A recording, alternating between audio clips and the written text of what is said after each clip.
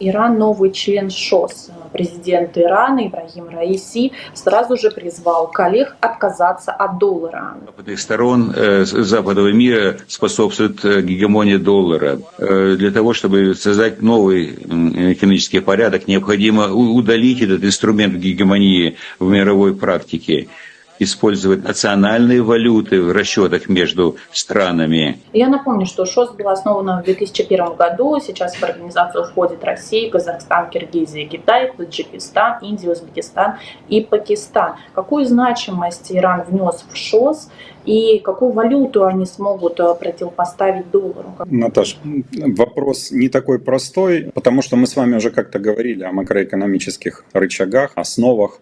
На сегодняшний день доллар – это одна из основ макроэкономики мира. Я не говорю, что это хорошо, я говорю, что это факт. И я вам уже говорил, что не будет такого, что раз и доллар выключат. Так не бывает. Если там ядерная война, не дай бог, то тогда выключится все. Вы сами говорили в той программе, что исследователи посчитали, что 99% человечества исчезнет. Тогда какой там уже доллар? Вот. А так, в мирное, относительно мирное время, доллар никто просто так из экономики не выдернет. На нем завязано где-то больше половины финансовых оборотов. Задумайтесь. Я уже не говорю о средствах сбережения и частных, и государственных, и корпоративных. Поэтому просто так его никто не выключит. Ни ШОС, ни БРИКС. Завтра это не сделают. Но все больше и больше государства, исходя из того, что они видят, что Америка может в любой момент их доллары забрать, перестают верить в доллар и пытаются уйти от него, заменив его иными валютами. Так вот, проблема в том, что на сегодняшний день вот эти самые иные резервные валюты не созданы. Нет их пока.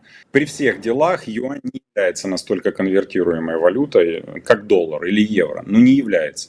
Я уже не говорю о рубле или о лире турецкой, или о иранском дирхамах, или об индийских рупиях. Да, страна Иран, страна с давнишней, многотысячелетней историей, кто не знает, это Персия бывшая. Страна с культурой, со своей духовностью, со своими правилами, со своими богатствами в виде нефти. Несомненно, на Востоке это серьезный игрок. И вы видите, сегодня Восток начинает не разрываться, как хотят, допустим, того Штаты, а наоборот объединяться. Я имею в виду отношения Сирии и иных стран Ближнего Востока, Ирана и Сирии. Даже идет попытка очень серьезная примирить все-таки Иран и Турцию. То есть юг или восток, кто-то называет это глобальный юг. Мы сейчас о Востоке говорим, все-таки, наверное, это Восток и Ближний Восток. Я бы сказал, что он объединяется. И вступление Ирана не просто символично. Для ШОС это серьезный довесок.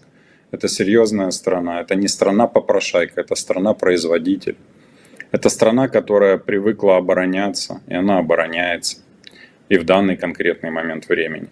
Далее, что касается использования национальных валют, это хороший лозунг, классный. Но дело в том, что национальные валюты стран, входящих в эти объединения, это будет повторение, но между тем, это не СКВ. И вот представьте себе ситуацию, давайте на примере России. Не секрет, наверное, да, что там падает рубль, что дорожает доллар, дорожает евро. Евро, по-моему, уже больше 100 рублей.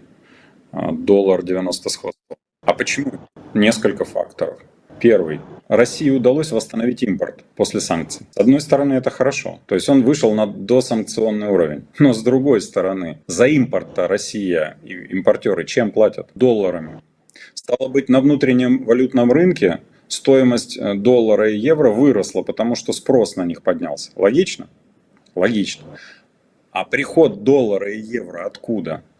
От торговли газом, от торговли нефтью, от торговли оружием, от торговли зерном, от торговли химикатами. На все на это сейчас наложены санкции. Эти санкции уменьшают стоимость продаваемой продукции. Россия вынуждена задешево это продавать.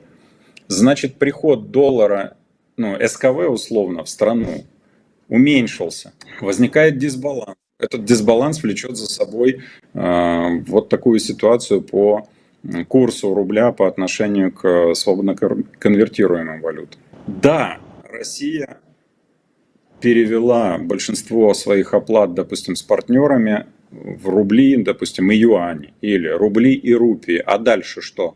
С рупиями что делать? Даже русские граждане не хранят свои сбережения в рупиях. Также они, если у них что-то получается отложить, что делают? Бегут и покупают доллары или евро. Но точно не рупии. И сегодня резкой замены доллару нет. Да, если к этому двигаться, если в этот круг привлекать все больше и больше стран и людей, то тогда доллар будет все больше и больше оттесняться. Возможно, будет идти речь о создании какой-то валюты внутри этих объединений. Возможно, эта валюта будет распространяться и на ШОС, и на БРИКС, например. Возможно, я пока не могу этого сказать. Думаю, что над этим какие-то умные головы работают. И в таком случае, когда эквивалент будет выработан, а к торговым операциям в мире присоединится все больше и больше стран со все больше и большим количеством людей, тогда очень вероятно, что доллар резко уменьшится в торговых расчетах в мире. Но пока ситуация есть вот такая, как я объяснил. Тем более, что между самими странами есть политические противоречия, на которых играют в том числе американцы и англичане. Ну, допустим, оставим уже Россию в стороне. Я говорю, например, о Китае и Индии. Ведь недавний визит индийского премьера Моди, которого там встречали как замдиректора советской власти, ну, это показательно. То есть американцы пытаются сыграть сейчас на индо-китайских противоречиях, подтянуть к себе ближе Индию. А Индия — это первейшая, наверное, из развивающихся экономик, там темпы сумасшедшие.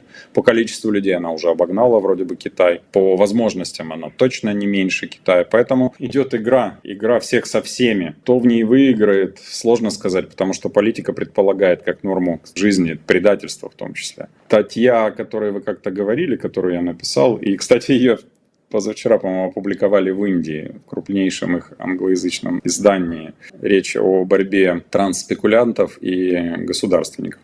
Статья небольшая, она содержит мое мнение о том, что, это я сейчас к предательству в политике, содержит мое мнение о том, что государственники в силу схожих психоэмоциональных черт, субъективных портретов, держатся друг за друга, цепляются друг за друга, пытаются друг друга не продавать, если они о чем-то договорились, не предавать. Пока это так.